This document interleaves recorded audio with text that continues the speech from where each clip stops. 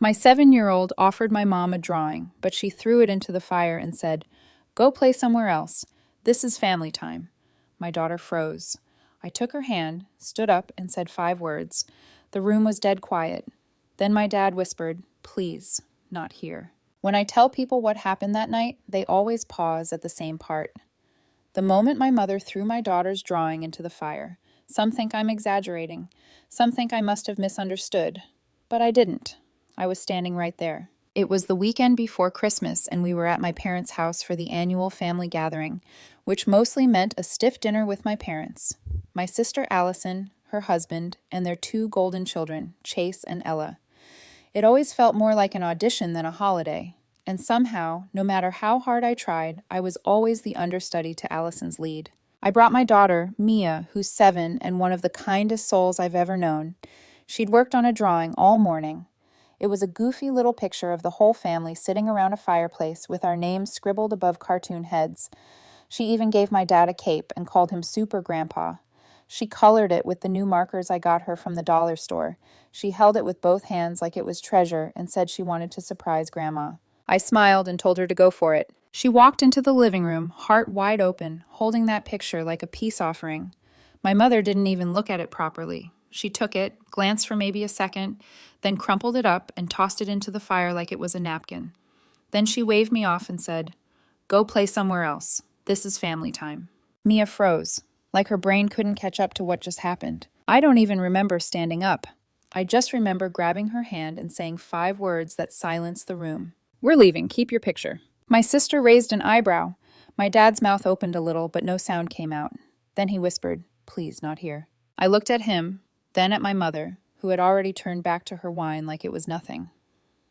Chase and Ella were on the couch, giggling at some inside joke, not even noticing the tension. I bent down to Mia's level and told her we were going to get ice cream, even though it was freezing outside. She looked up at me like she wasn't sure whether to cry or smile. We walked out into the cold, just the 2 of us. I didn't even grab our coats. I just needed air. That night changed everything. I didn't realize it yet, but something in me had snapped. Not in a chaotic, shouting way, more like a quiet, irreversible shift. I'd spent years trying to make things work, telling myself my parents loved us in their own way, that they just didn't know how to show it, that Allison wasn't trying to turn them against me. But deep down, I knew. I just didn't want to admit it. I didn't sleep that night. Mia did. She fell asleep in my bed, holding onto the blanket like it was something precious, something that couldn't be taken from her. I lay next to her, staring at the ceiling, wondering how I had let it get this far. This wasn't the first time they had made her feel like she didn't belong. It had been happening for years. Quiet, subtle little things. At first, I brushed them off. I told myself kids are sensitive, that maybe I was just overthinking. But deep down, I knew the difference in how they treated Mia versus Chase and Ella was always there. It was just easier not to look at it too closely. I remember Mia's 5th birthday. My parents gave her a plastic tea set. She said, "Thank you," with the biggest smile, excited to show everyone how she'd set it up. Meanwhile, Chase got a drone for his birthday. Ella got a tablet. Both had their photos printed and framed on the living room wall. Mia's photo? I had to ask for one to be hung. It never was. And still, I stayed. Still brought her over. Still smiled through the dinners and smiled through the comments. But after what happened with the drawing, seeing my mother throw it into the fire, watching Mia just stand there like she'd been erased, I couldn't unsee it anymore. The next morning, I woke up with a clarity I hadn't felt in years. After I dropped Mia off at school, I didn't go home. I didn't go to work either. I went straight to the building my father owned, the one he built from the ground up and spent his whole life pouring into. The one where I'd been working for the last 12 years, while my sister barely showed her face but still cashed every check. I walked past the receptionist, down the hall, and into my dad's office without knocking. He looked up like he was surprised, maybe even a little annoyed, but he didn't say anything. I sat down and told him I wasn't investing another dollar. Not in the business, not in the future he was planning, not in any of it. I told him I'd spoken to my lawyer and that I was pulling out before the end of the quarter. First, he blinked. Then he leaned back in his chair and gave me the same look he used to give when I got a B in math, like I was disappointing him just by existing. He said I was overreacting, that my mother had a rough day, that Mia was sensitive, that I needed to think about what I was doing. But I had thought about it for years. Every time I watched Mia try to earn their love, every time I let a little moment slide because I didn't want to make it awkward, every time they made her feel like less, and I said nothing. So I told him the truth. I've been treated like a ghost in this family for a long time, but you never noticed because I kept showing up anyway. That ends today. His mouth opened, but nothing came out. I stood up and added one more thing. You made it clear who matters to you. I'm finally done pretending it's me. Then I walked out. That night, I sat with Mia and watched her draw at the kitchen table. She didn't bring up the fire. She didn't talk about Grandma. But I saw the way she kept looking at me, like she was checking to make sure she was still wanted, still safe. I smiled and nodded. We're not ghosts anymore. 2 days later, I got an email from the accounting department. It was short and polite, just a confirmation that my withdrawal request was being processed and that my name had already been removed from the list of projected investors for Q1. I stared at it for a long time. There was something final about it, like the end of a sentence I never thought I'd be brave enough to write. Then, just before lunch, my sister called. I didn't answer. Instead, I grabbed my keys and drove back to the office. Not to argue, not to explain, just to clear out my stuff. I hadn't officially quit, but I knew they'd start freezing me out anyway. And I wanted to walk out on my own terms. My little corner office was on the 3rd floor, nothing fancy, a few family photos, some design drafts, a stack of old marketing plans I had worked on for months that never got used. As I packed up, I noticed my access badge still worked. That surprised me. I figured they'd have disabled it by now. On impulse, I walked into the records room. I used to handle a lot of the internal project documentation, and I remembered a cabinet that had never been digitized. It wasn't some big secret, just old proposals, business plans, old drafts of family deals. Except one drawer was locked. That wasn't normal. It was labeled Fun Private. I almost walked away, but I knew where the key was. I'd seen Allison use it once a few years ago, when she was still pretending to be involved. She used to joke that she kept fun secrets in there. I found the key in this back cabinet, behind a folder labeled Petty Cash Requests. I unlocked the drawer. There were only a few folders inside. One of them had my name on it. That's when I felt the shift. Inside were emails printed between Allison and my father. One thread went back 3 years. In it, she was raising concerns about my decisions at work, about how emotionally reactive I was becoming, about how maybe it wasn't smart to have me so involved in key projects. There were notes in the margins in my father's handwriting. Things like, monitor this, and push her toward marketing only. I wasn't paranoid. They had been slowly cutting me out on purpose. And not just that, there were references to decisions I hadn't even been told about. A new partnership with a tech firm Allison's husband worked for, a proposal to shift the investment structure entirely in her favor, documents that had already been signed. They were preparing to make me irrelevant. Slowly and quietly, I sat on the floor with those papers in my lap, realizing how deep it really went. It wasn't just favoritism, it wasn't just coldness toward Mia. It was calculated, planned, and I had been helping fund it. I took photos of everything. Then I stood up, locked the drawer again, and placed the key exactly where I found it. That night, Allison texted me. Let's talk, just us, coffee tomorrow, no drama. I didn't answer, but I knew one thing now for sure. This wasn't just a family falling apart, this was a house of cards, and I had just pulled the wrong one out from the bottom. The next morning, my dad called. I let it go to voicemail. Then he texted me. Please come over. Just talk. Just us. I didn't respond. 10 minutes later, my mom texted too. That one I read twice before closing my phone. We need to clear the air. No yelling. Mia doesn't have to be there. It was almost funny how suddenly they'd become calm and reasonable. After years of eye rolls, passive comments, dismissals, now they were asking for peace. Begging for it even. I wasn't sure what their plan was, but something told me this wasn't about reconciliation. This was about control. So I went. I needed to look them in the eye and know that they knew. I knew.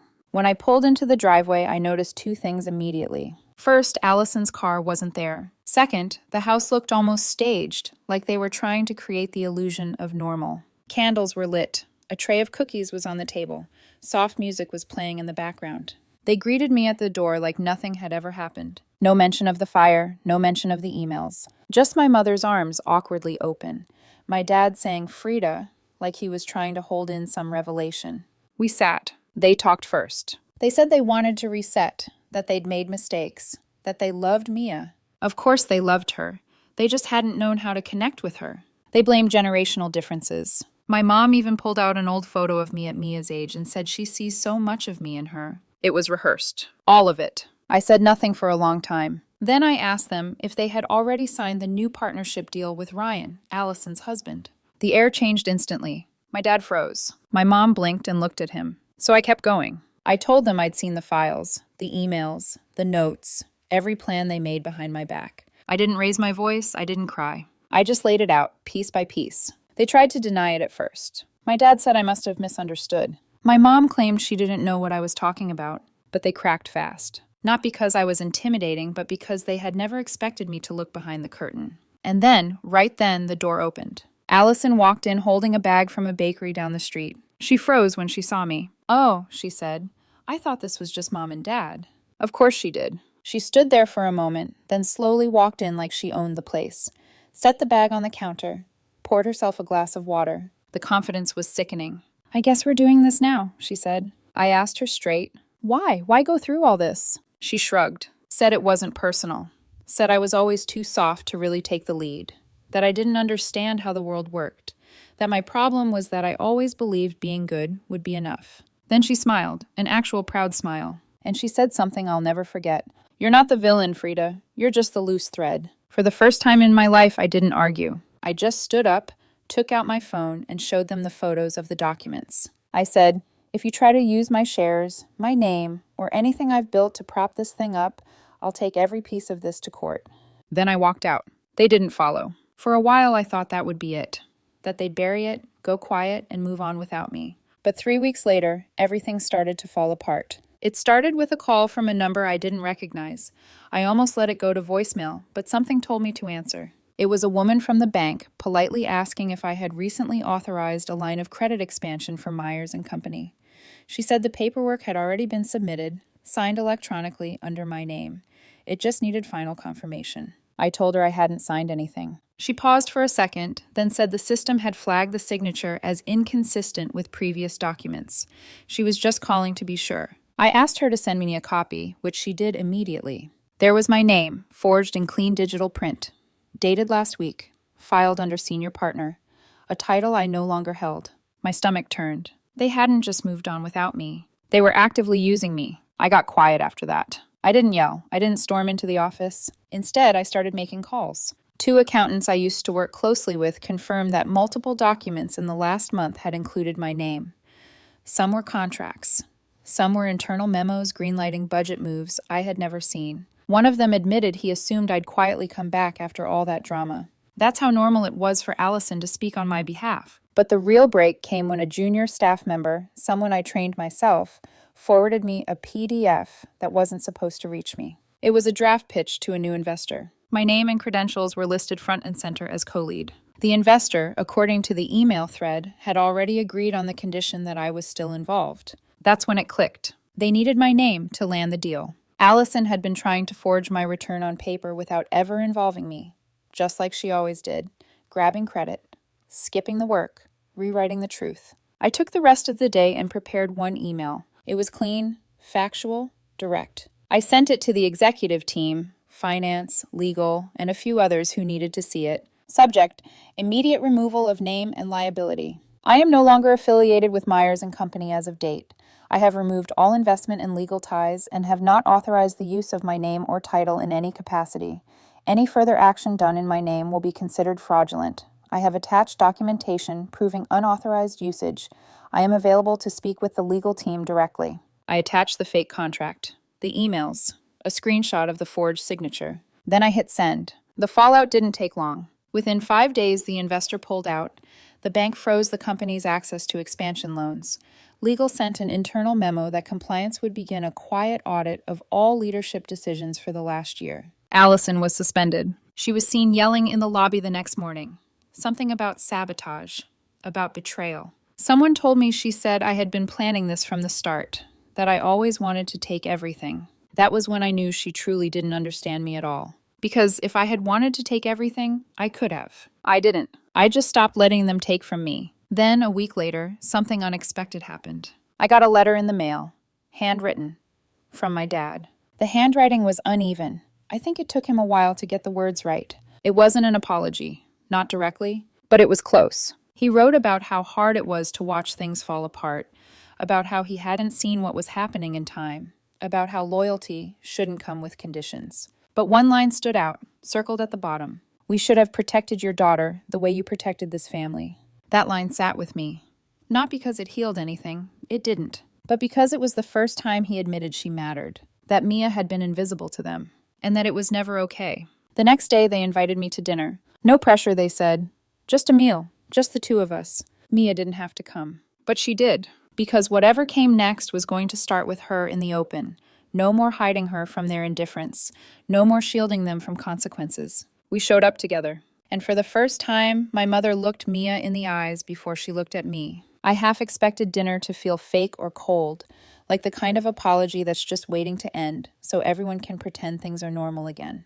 But it wasn't like that. Not entirely. My parents had cooked, and really cooked, not just warmed something up from the freezer. There were candles on the table. The plates were already set when we arrived. They looked nervous. Mia stood behind me when we walked in, clutching her sketchbook. She didn't speak. My mother walked over, knelt down slowly, and asked if she had drawn anything lately. Not in that forced, brittle tone she used before. It sounded unsure, like someone trying for the first time and hoping it counted. Mia didn't say a word. She opened the book, flipped to a page, and handed it to her. It was a drawing of our family, just me and her holding hands. But this time in the corner, there were two more figures. One labeled Grandma, the other Grandpa.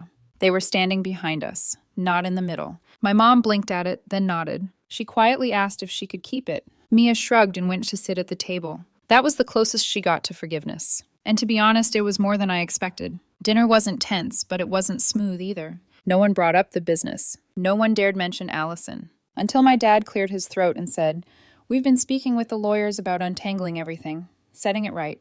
He looked at me. "We're removing her name from the partnership, all of it, and the documents. We turned them over. She's not fighting it." That shocked me. Allison didn't go quietly. That wasn't who she was. So either they had finally seen what she really was, or something else had happened. I didn't have to wait long to find out. A week later, I got a call from one of the partners, someone who had been quietly watching from the sidelines all these years. He told me the truth. Allison had been manipulating my parents for over a decade, twisting conversations, planting ideas, saying I was unstable, jealous, difficult.